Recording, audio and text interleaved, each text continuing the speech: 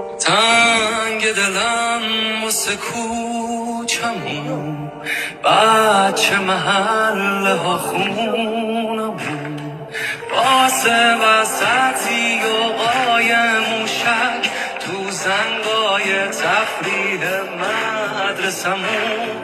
تنگ دلم واسه مهمونی ها، زخم تنم بعد شلتونی ها، ذوق شکستن قلک پول نصف جهان